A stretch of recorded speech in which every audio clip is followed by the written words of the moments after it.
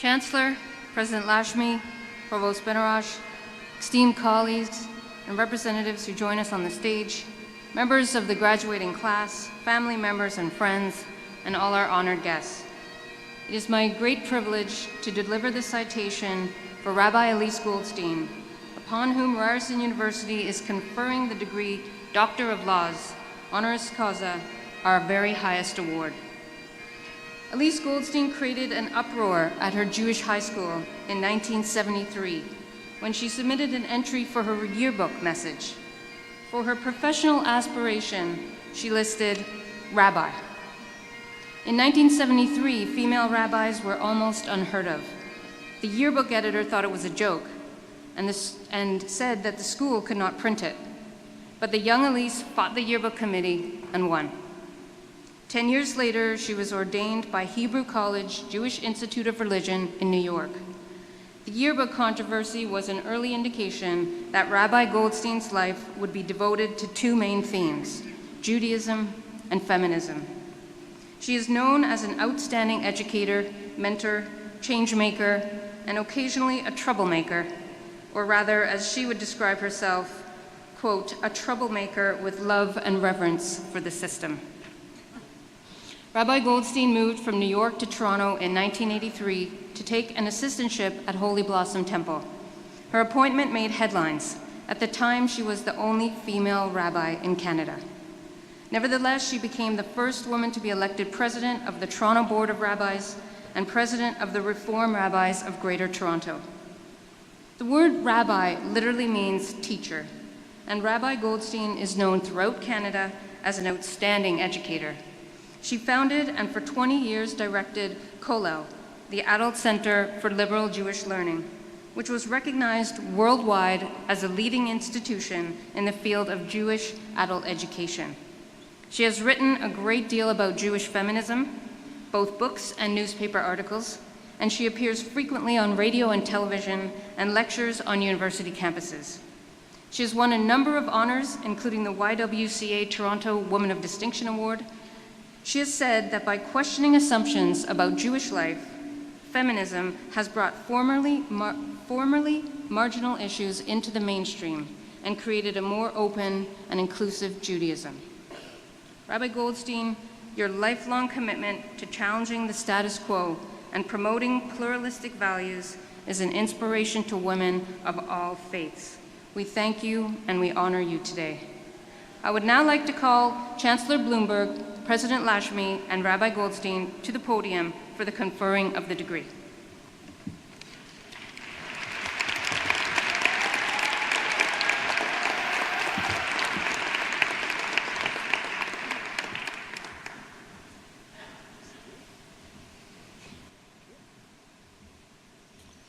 Ryerson University, by virtue of the authority granted by the Province of Ontario under the Ryerson University Act, has awarded the degree Doctor of Laws, honoris causa, with all the rights and privileges attended thereon, to Rabbi Elyse Goldstein.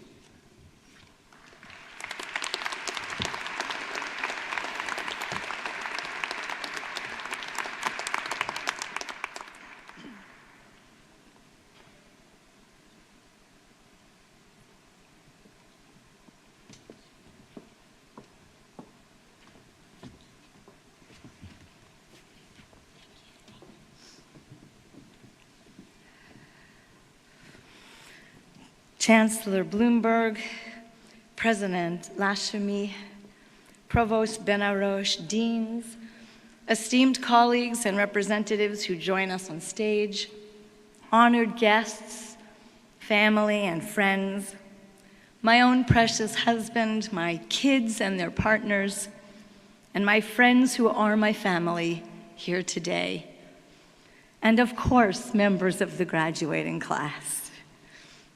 What a wonderful and blessed day this is. Your families and friends have come from near and far to celebrate your accomplishments as you begin the adventure of the rest of your lives. From the Faculty of Community Services programs of Occupational and Public Health, Social Work, Urban and Regional Planning, and graduate programs of social work and urban development, you come prepared and ready to, in the words of Walter Bruning, the oldest living man who died in 2011 at the age of 114, quote, "Embrace change, even when the change slaps you in the face." Whether through ensuring equitable health policies or planning better and more accessible public spaces, whether through protecting vulnerable members of society or protecting the vulnerable environment, you are charged today with one sacred task. No matter how much your parents say, that task is to find a job. This is your real task. Your real task is what is called in my tradition, tikkun olam, repairing the world. That job must be part and parcel of any other job you happen to do. Because while you graduate into a challenging world, that world invites you in a profound way not given to the generations before you to be a change maker, to offer innovative solutions, to use technology to advance your ideas, to partner with groups that have been previously ignored and marginalized, to create totally new paradigms, and to dream what has been undreamt. Now, sometimes you will feel that you are only able to affect one or two individual lives. Don't let that word "only" beat you down. Don't let it make you feel powerless. Because always remember that every individual life that you touch is a world in itself. And each represents a family, a community, connections and webs of relationships. So much so that in my tradition, in a book called the Talmud, written many centuries ago, there is a saying which is also quoted in the Quran. The one who saves a single life is as if they saved the entire world. This, the possibility of a great transformation of the world itself, and nothing less, is the door your diploma opens today, more than any door of job offers and titles and corporations and organizations that might actually one day pay you for what you want to do in life. Trust, dear graduates, that through your own particular and singular passions, grand strategies will be developed, movements will be formed, and great changes will occur. I learned this lesson personally 35 years ago when I stood with my seminary degree ready to be a rabbi. Now, I grew up with parents who were denied admission to university because there were quotas for Jewish students back then. And they had to settle for careers which allowed Jews in. And I grew up in an era where there were no female rabbis. I had never seen one, or met one, or heard of one when I decided to become one. Most of my childhood was spent hearing my own rabbi and all the adults around me tell me that the way to get to do the things that rabbis get to do is to marry one. My seminary professors often questioned whether the female students were there just to meet a future husband. And I still remember one professor starting every class with the words, "Gentlemen, please open your Bibles," while looking right at the few female students. Believe me, the world was ready to hold me back as a woman wherever possible. But as I held that diploma in my hand, I envisioned it not as a piece of paper, but as a key. a key to open up some very heavy and sometimes triple-locked, bolted, nailed shut slammers.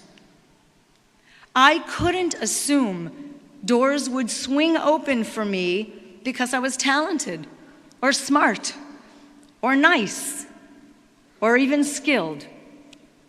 I knew my diploma gave me a key, but I would have to learn how to turn it. The world of religion, like all fields, is at once an expanding horizon and a constricting boundary.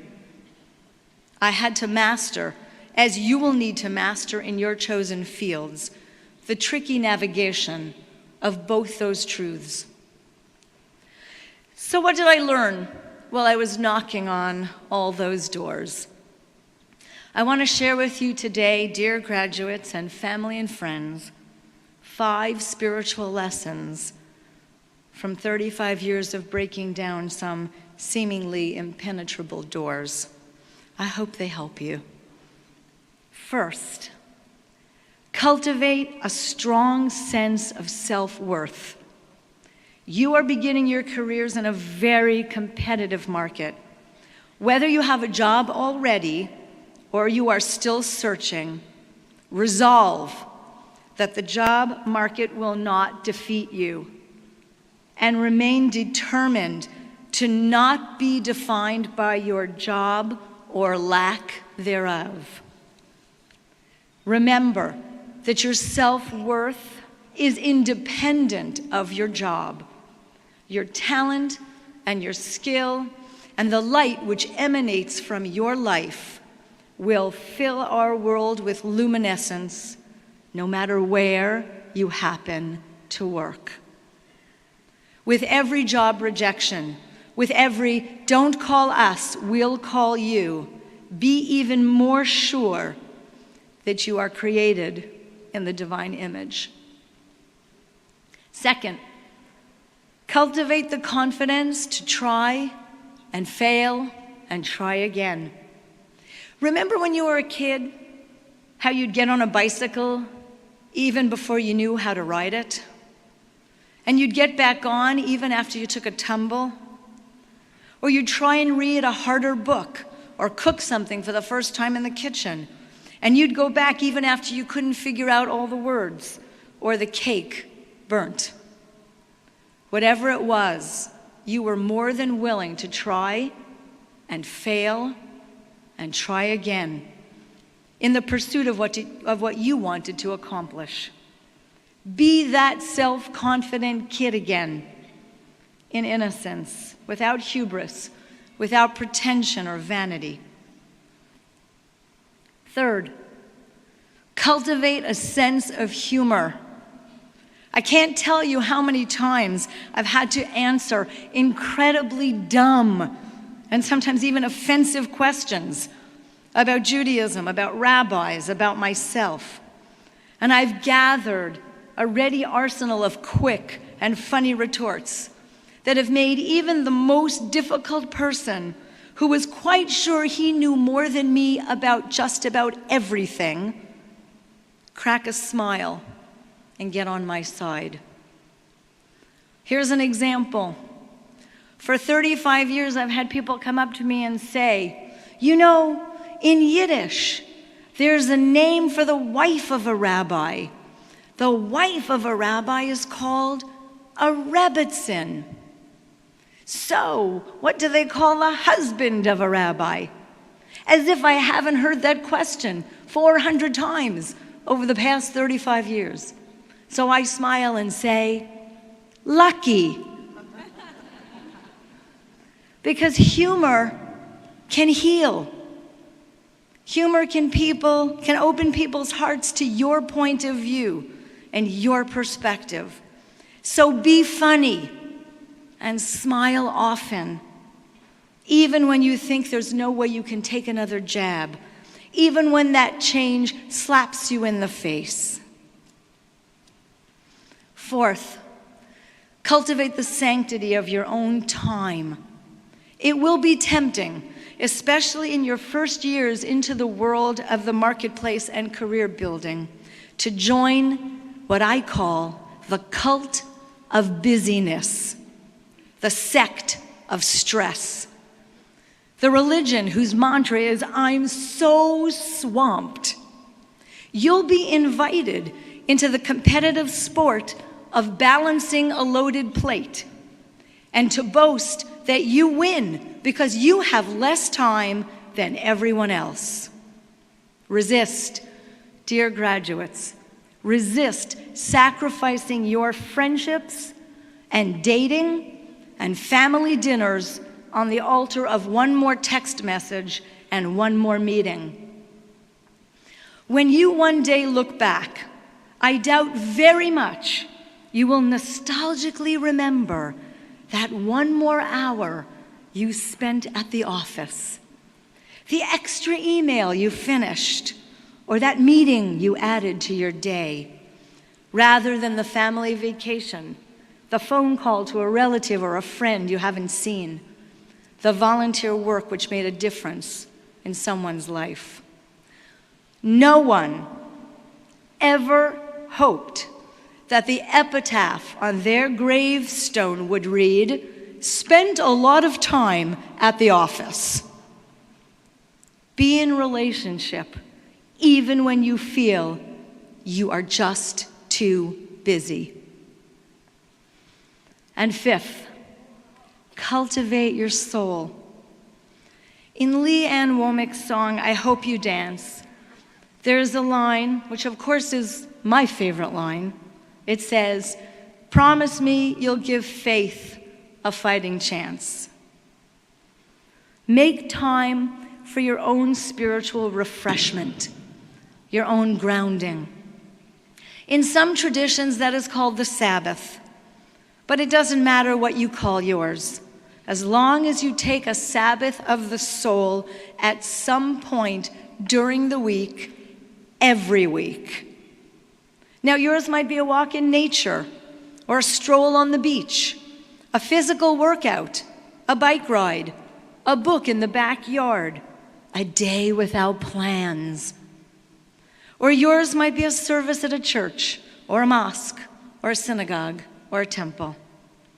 Do not underestimate the power of a spiritual community in your life to strengthen and enliven you, to help you rest and recharge, to challenge you intellectually, and to inspire you. In fact, to push you to serve others. Even if as a young person you imagine those communities are something you'll explore later, down the road, be attentive to your inner life now. In the 2nd century of the Common Era, in the ancient Jewish text Pirkei Avot, a sage named Rabbi Tarfon said something that is very relevant for you who are graduating today. It is not your responsibility to finish the work, but neither are you free to desist from starting it. Dear graduates, others will partner with you, and the generations yet to come will take up the task you begin, but it is up to you to start. Do not despair and think that since none of us can ever really finish it, we shouldn't bother starting. That is what commencement is for. Harriet Tubman, that great teacher, preacher, and emancipator, said, "Always remember, you have within you the strength, the patience, and the passion to reach for the stars, to change the world." Reach, dear graduates, reach. Use your strength, your patience, and your passion to move your own self, your proud families, your cherished communities, this extraordinary city, our beloved country, Canada, and this precious world always forward. May your lives ahead be filled with blessing, as you go forward now to bless others. Congratulations.